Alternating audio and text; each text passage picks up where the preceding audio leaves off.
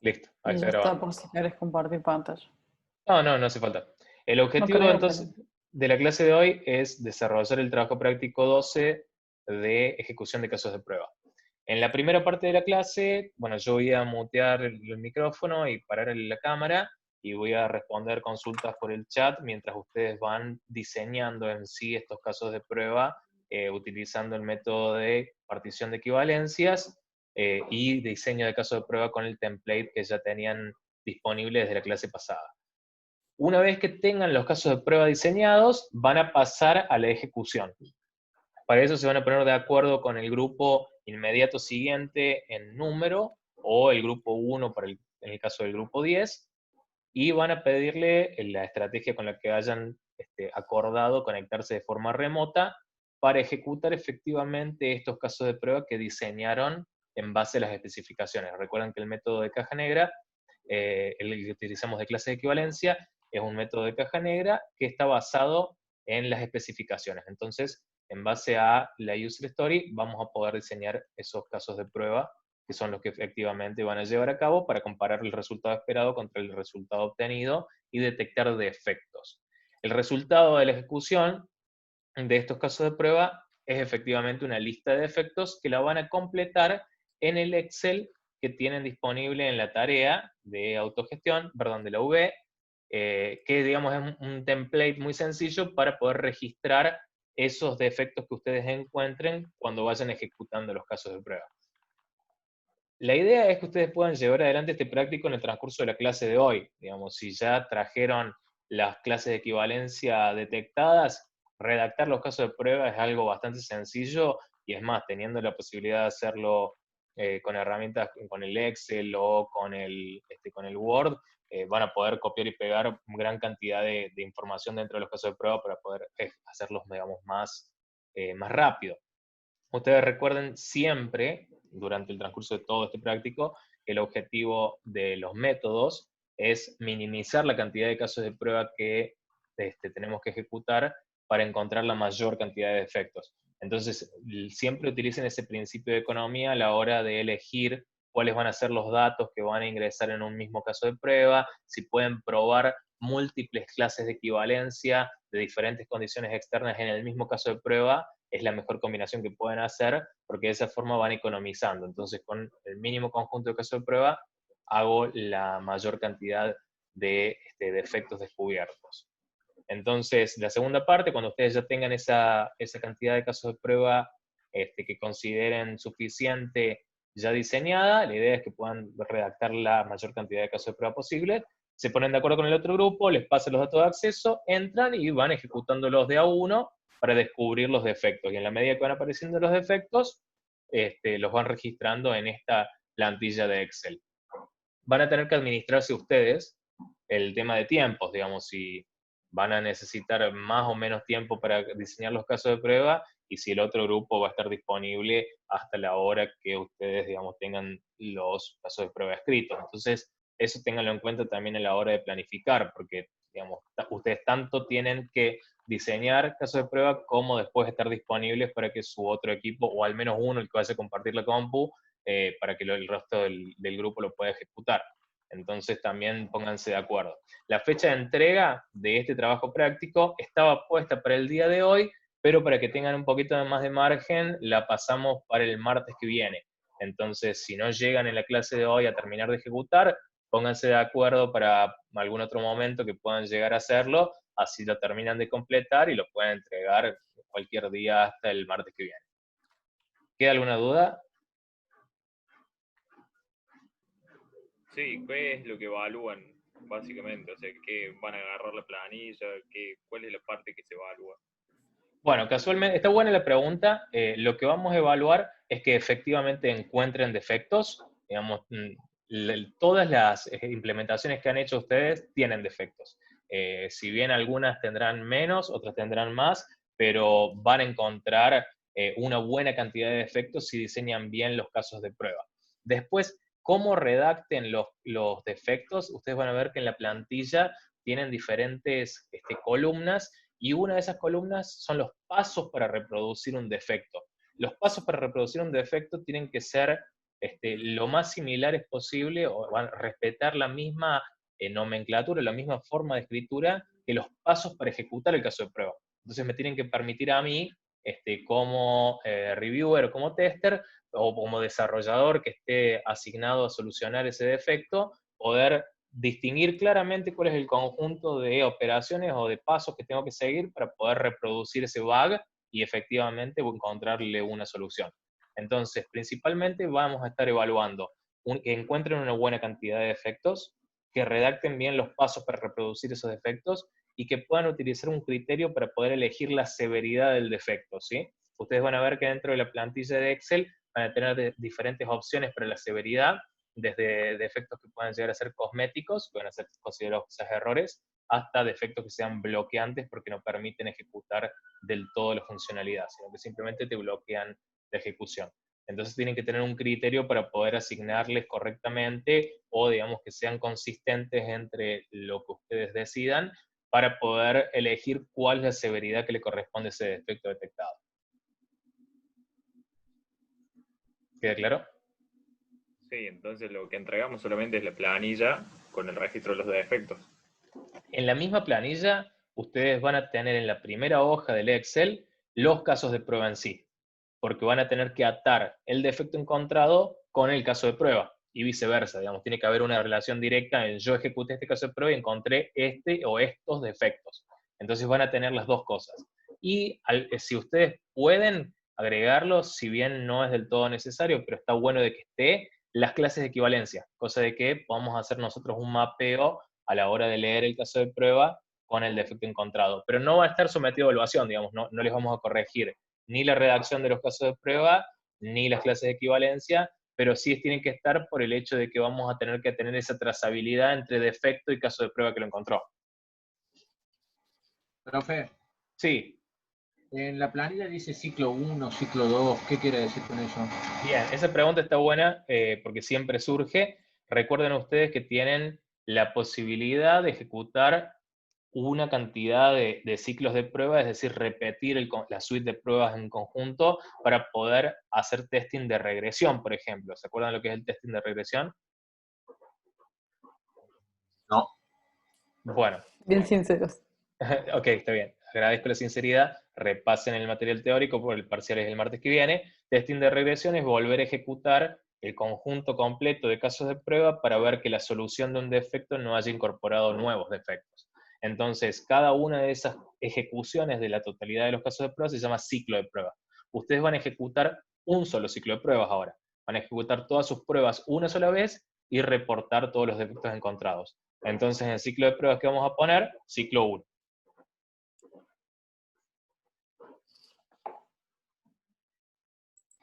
Gracias. ¿Alguna otra duda?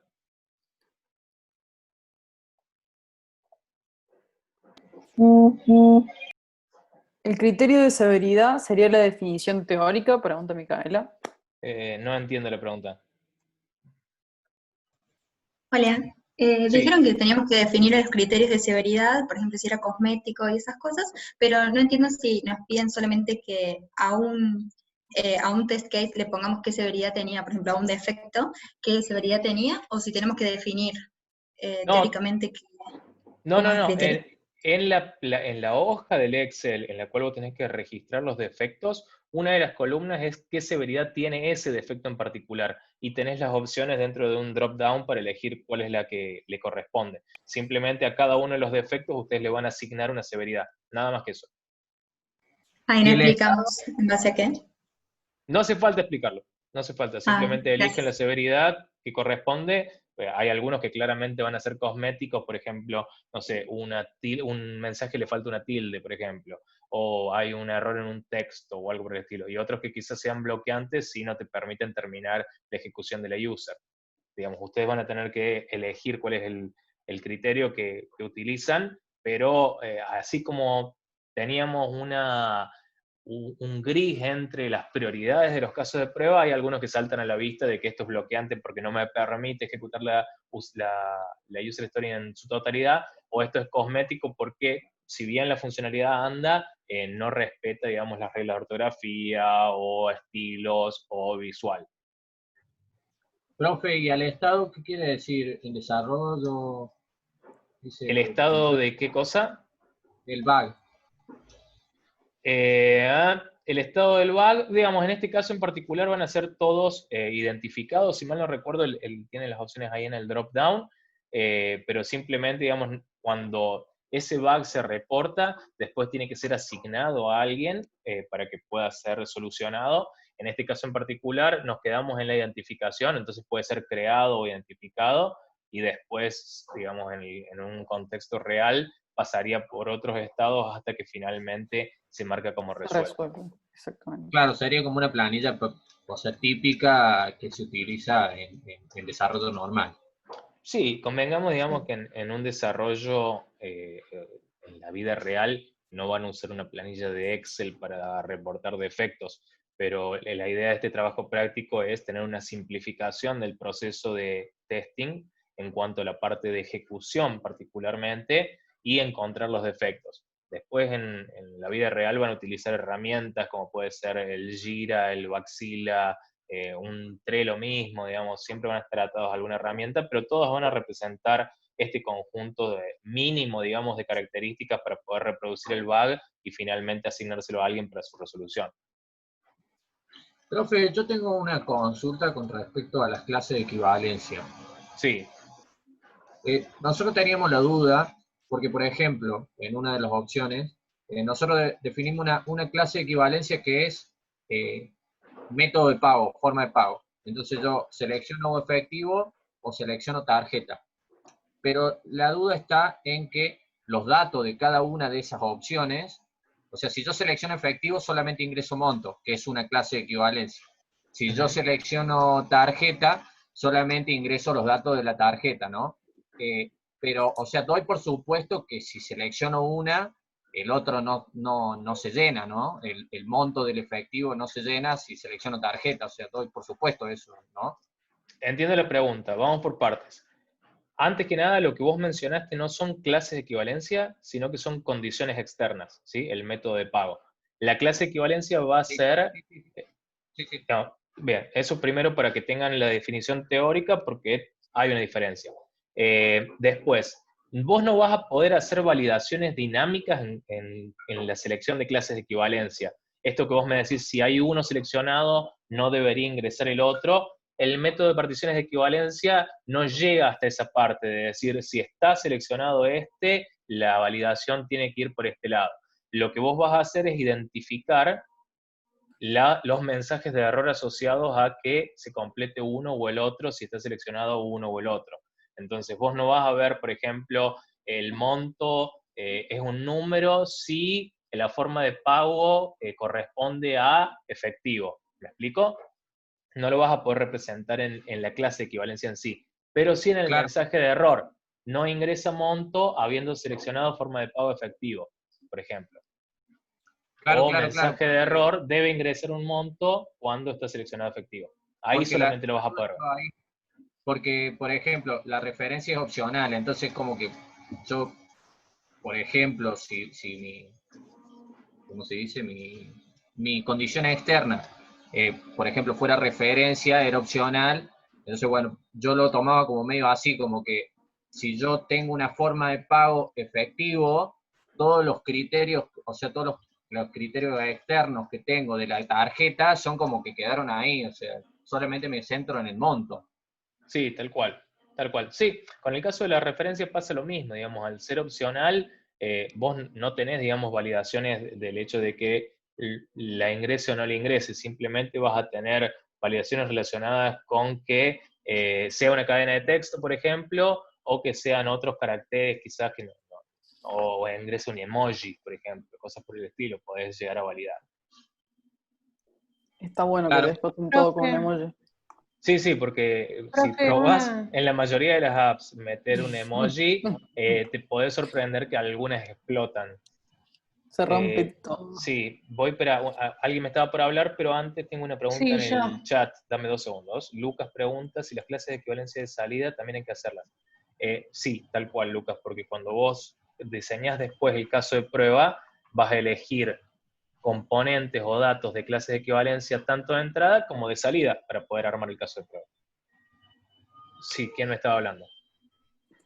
Acá. Sí, Nosotros somos el grupo 8 y tenemos que testear el grupo 9. No sé si hay sí. alguien del grupo 9, pero tenemos entendido que no tienen la implementación. Bueno, tienen que tenerla ahora porque, como les había comentado en el chat, si no está la implementación del grupo 9, vamos a tener que dejarlos libres por práctica, y sería el primer caso. ¿Hay alguien del grupo 9? Sí, no, profe, nosotros, bueno, somos el 10 y también no tuvimos contacto del 9 para pedirnos la implementación o el TeamViewer. Ok. Bueno, vamos a Profe, hacer... Sí. nosotros sí tuvimos contacto con el 9 y nos dijeron que no tienen lista la implementación, así que no van a participar. Ok, bueno, hagamos lo siguiente, vamos a reorganizarnos para saltear al grupo 9. El grupo 8 va a probar directamente con el grupo 1, el grupo 10 va a probar con el grupo 1 también, y el grupo 7 va a probar con el grupo 8, ¿sí? Bien. O sea, el grupo 10, digamos, no le va a prestar su implementación a nadie, por así decirlo, porque tenemos justo 2 pares consecutivos. Exactamente.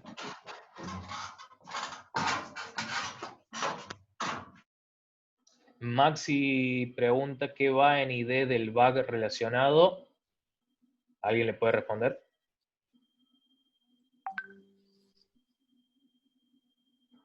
Y el ID de la clase de equivalencia, o sea, de la condición externa que tengamos nosotros, o de la clase equivalencia, perdón. El número de caso de prueba. Claro, digamos, si porque van a tener la doble relación, ¿no? Dentro de los casos de prueba van a tener el ID de los bugs que haya identificado ese caso de prueba, y del otro lado para el bug, a qué caso de prueba corresponde, digamos. Tiene que haber una trazabilidad entre caso de prueba y bug identificado. Gerardo No. pregunta, ¿sí? No, responda y yo después le pregunto. Ah, bueno. Gerardo pregunta si puedo repetir qué pasa cuando hay opciones excluyentes como efectivo de tarjeta de crédito, qué pasa con las clases de equivalencia. Las clases de equivalencia, digamos, representan los valores que se pueden ingresar tanto para uno como para otro, pero vos no vas a poder explicitar en la clase de equivalencia que tal opción es obligatoria si tal otra está seleccionada. Simplemente por el método no lo vas a poder explicitar.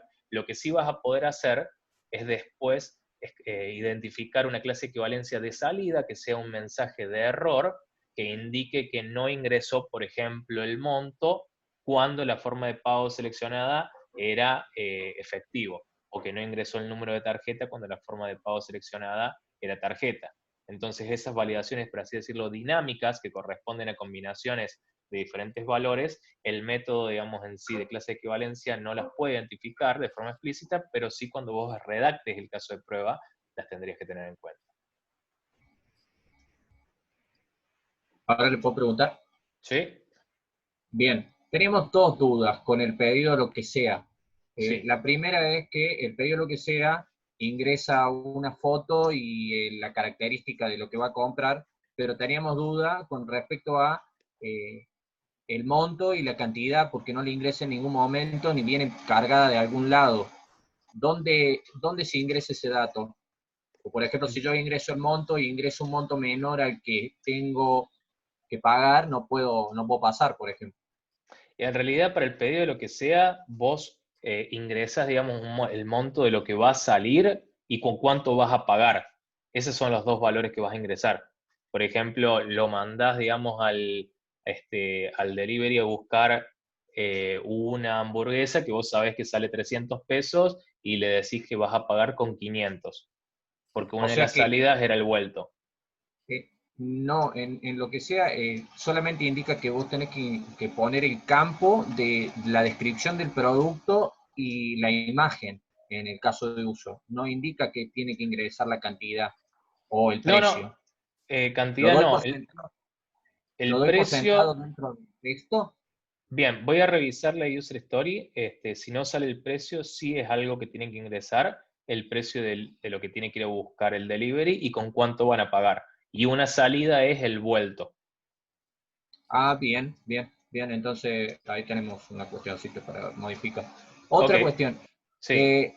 Cuando ingresa la opción, o sea, en este caso estábamos hablando de tarjeta o efectivo. Sí. En el caso de lo que sea o por fecha y hora. Por fecha y hora. Son dos campos Lo diferentes. antes posible y fecha y hora determinada. Claro, cuando yo Sí. ingreso fecha y hora determinada, ¿tengo que ingresar la fecha y la hora o tengo que ingresar fecha y hora en un solo campo? Lo que voy es, si son dos condiciones externas o es una sola.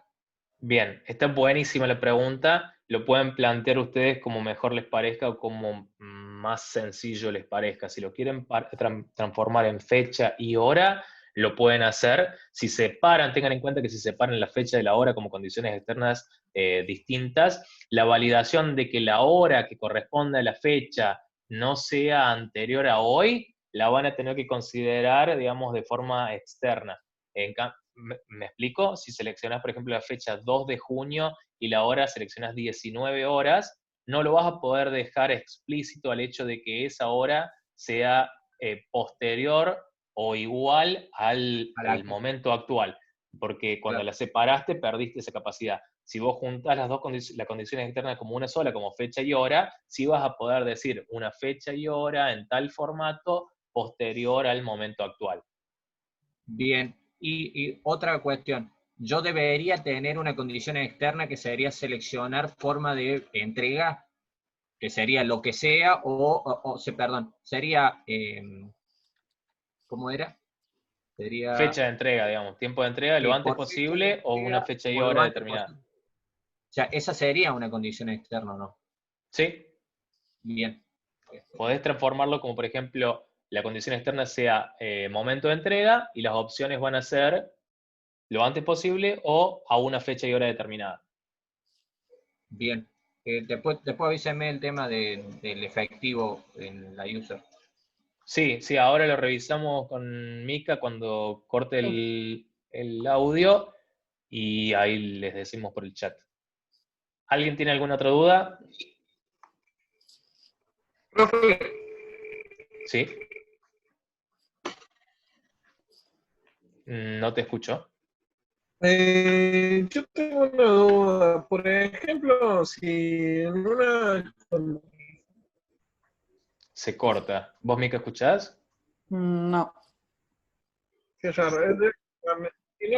Si no, no escribo. Sí, mejor escribirle en el chat porque se corta, no Se alcanzo a corta. escuchar. Martín, duda del parcial, esperar el final de clase, hacerla ahora. Aguanta que terminemos de ver el tema del trabajo práctico, de última después ponerla por el chat, o acuérdate que la clase que viene, digamos, va a ser también una parte de repaso, ¿sí? Así que también Sí, puede la ser el clase del momento. viernes va a ser una clase de repaso, así que ahí también van a poder hacer preguntas. ¿Alguien tiene alguna otra consulta? Bueno, mientras Emanuel lo escribe, directamente seguimos por el chat. Cualquier consulta que tengan, Profe, Sí, perdón, yo tengo una pregunta. sí. En resultado esperado, o sea, supongamos que yo estoy haciendo uno de los casos de prueba con todo lo malo. Puedo hacer todos los pasos, digamos, de todo lo que hace mal el usuario y después poner un solo resultado esperado que diga un mensaje de error con todo lo que hizo mal, digamos. Bueno, está buena la pregunta y depende totalmente de cómo vos plantees tu clase de equivalencia de salida. Si vos en tu clase de equivalencia de salida, porque siempre el resultado esperado, y esto, por favor, presten mucha atención porque es uno de los principales puntos que suelen tener mal en el parcial, tanto los datos que vos ingresás en las entradas dentro de los pasos para poder ejecutar el caso de prueba, que vos vas a tomar datos concretos que corresponden a una clase de equivalencia en particular. En el resultado esperado pasa lo mismo, pero con las clases de equivalencia de salida. Entonces, si vos definiste múltiples mensajes de error para no ingresa número de tarjeta, no ingresa fecha de vencimiento, no ingresa X cosa, cuando vos vayas a escribir el caso de prueba, en el resultado esperado, tienen que estar cada uno de esos valores que corresponden a clase de equivalencia de salida. Claro, por eso. Entonces yo puedo poner, por ejemplo, un mensaje de error largo que diga, no ingresó tal cosa, no ingresó tal cosa, hizo esto así. digamos. Sí, digamos, vos podés elaborar una clase de equivalencia de salida que diga no ingresó datos de pago, por ejemplo, y después si no ingresa, o sea, error debe ingresar todos los datos de la tarjeta, por ejemplo. Y después cuando vas a hacer el caso de prueba, cuando no ingresa el número de tarjeta y no ingresa el vencimiento del CBC, el sistema informa el error, debe ingresar todos los datos de su tarjeta, por ejemplo. Por ahí sería más correcto si vos los podés atar uno con uno. Tener un error para cuando no ingresó el número de tarjeta, otro error para cuando no ingresó la fecha de vencimiento, porque te permite después detectar defectos de forma más específica, porque si no, vos después tenés un mensaje de error para cuando completó todos los campos excepto el código el código de validación o excepto la fecha de vencimiento, y es el mismo mensaje de error que no es tan descriptivo. Ah, bien. Bueno, gracias. Manuel, a ver, de nada. Manuel, si tengo dos condiciones externas que son opcionales, pero una de ellas tiene que ingresar sí o sí, ¿cómo hago en el tema de las validaciones? Inválida, en alguna le tengo que poner que ingresar es vacío, es inválido. Entiendo la pregunta, te voy a pedir que le preguntes a tus compañeros porque ya lo dije 2 veces en lo que va de esta clase. Profe, Sí, otra duda que teníamos era que si nosotros cuando ingresábamos, cuando poníamos el caso de prueba, podíamos sí. poner directamente que ingresaba todos los datos, o teníamos que poner ingresa este dato para este campo, ingresa este dato para este campo, o podíamos, por ejemplo, en la dirección, ingresa calle tanto, número tanto, ciudad Córdoba, o hay que poner, ingresa calle tanto, ingresa número tanto, ingresa ciudad tal. ¿Me explico lo que Bien. digo? Sí, se entiende, digamos, si vas a poner, ingresa tales y tales datos, suponiendo que se entiende cuál corresponde a cada campo. Claro. Mejor, para que no quede ningún tipo de lugar a duda y sea totalmente reproducible, hay que explicitar qué campo se le asigna cada valor. Por ahí, digamos, puede quedar redundante. Vos decís, sí, el tester se va a dar cuenta que si le pongo la dirección Avenida Siempre Viva 123, corresponde el 123 al campo número y Avenida Siempre Viva al campo dirección. Pero créeme que muchas pruebas van por el hecho de ingresó la calle y el número solamente en el campo calle y el número lo dejó vacío. Muchos usuarios hacen eso, entonces está bueno tenerlo diferenciado. Bien, y otra cosa con respecto a lo que preguntaba Kiara, que creo que ahí como que medio que me entró en razón algo, pero quiero preguntarle si es válido. O sea que yo Decime. debería tener una clase de salida, por ejemplo, para cada dato que no ingresa, o sea, cuando no ingreso algún dato que es obligatorio, debería tener una clase de salida que muestre ese mensaje si no lo ingresé o no. Tal cual, sí. Si vas a O, usarlo después en un caso de prueba, tiene que estar así, tiene que haber una correlación directa. Si tu resultado esperado va a ser ese mensaje tiene que estar presente en las clases de equivalencia que identificaste. bien, bien. Igual que con el vuelto, si no me alcanza la plata, tengo que decir que no me alcanza, tiene que haber un mensaje Un de mensaje salida. de error que diga tal cual, el monto con el cual va a abonar es menor que el total a abonar, por ejemplo.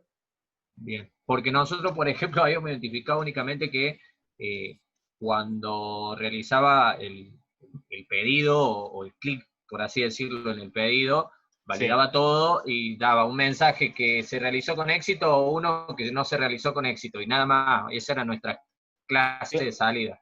Claro, no, les falta profundizar un poco más en el detalle de esas salidas para que ustedes puedan después analizar cuál es la causa por la cual la funcionalidad no se puede ejecutar y si hay un defecto en alguno de los datos en particular. Y tiene lógica, tiene lógica. Ujú. ¿Sí? El carrito es una condición externa si ese carrito a mi funcionalidad llega como dato a otra funcionalidad, es decir, desde mi user story no voy a poder modificar el carrito, sino que tendría que retroceder a la user de agregar o quitar productos del carrito. Genial, muy buena pregunta. Efectivamente es una condición externa el carrito, por más de que vos no le ingreses. Vos acordate que el método de caja negra se basa en entradas y salidas. Y vos claramente sabés que para tu funcionalidad una entrada es que haya un carrito por más de que vos en esta funcionalidad no la puedas modificar. ¿Y cómo se va a traducir eso a la hora de diseñar el caso de prueba? ¿Dónde va a estar ese carrito? ¿Va a estar en los datos? ¿Va a estar dónde? Eso le pregunto a todos. ¿Cómo la pregunta, profe? Si sabemos que el carrito para la user story de comprar un comercio adherido, ahí está, perfecto, precondición, es una precondición, efectivamente. El carrito es una condición externa de entrada, pero no es algo que yo pueda ingresar en este user, porque se basa con respecto a la ejecución de otra user anterior, que es agregar o quitar elementos. Entonces, ¿cómo vamos a poder nosotros agregarle esa entrada a nuestro caso de prueba si no es algo que pueda hacer mi usuario mediante una precondición? Vamos a suponer que la ejecución de esta funcionalidad viene con un carrito ya armado que tiene tales y tales productos con tal y tal precio.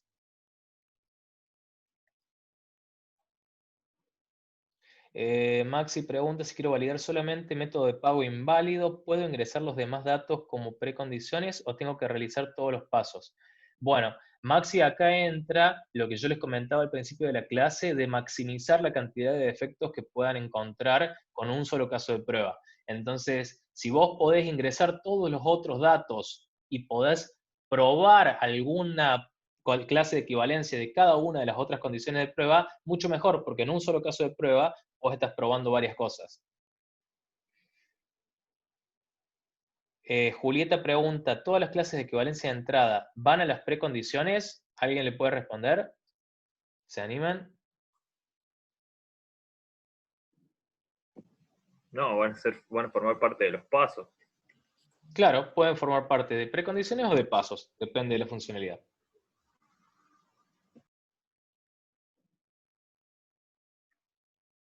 ¿Alguna otra consulta? Yo, profe, Sí. recién me generó una duda de lo que preguntaron de que si quiero validar solamente un método de pago inválido, puedo ingresar todos los otros datos como precondiciones.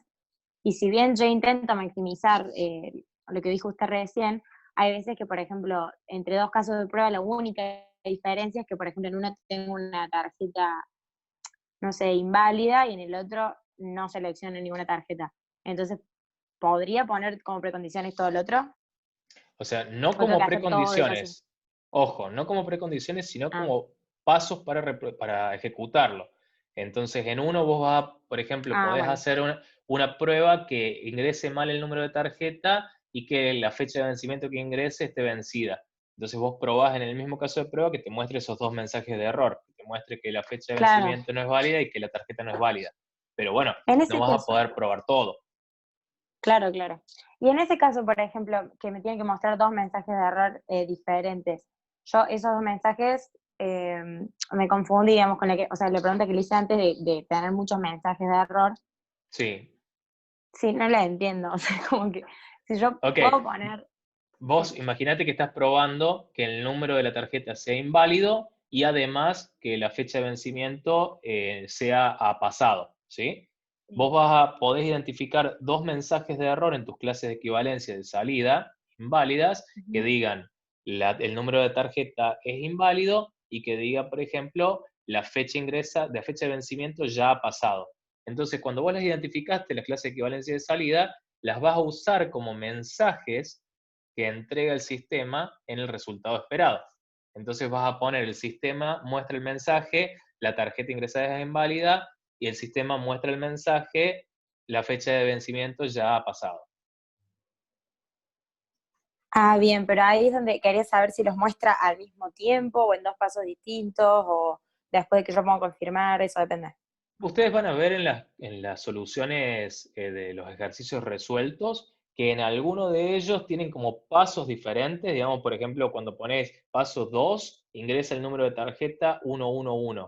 Y después en resultado esperado 2, el sistema muestra la tarjeta es inválida.